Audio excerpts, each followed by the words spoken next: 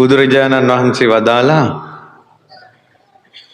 අනමතග්ගෝ යම් භික්ඛවේ සංසාරෝ පුබ්බා කෝටින පඤ්ඤායති.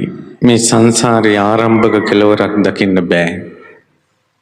අවිජ්ජා නීවරණානං තණ්හා සංයෝජනානං.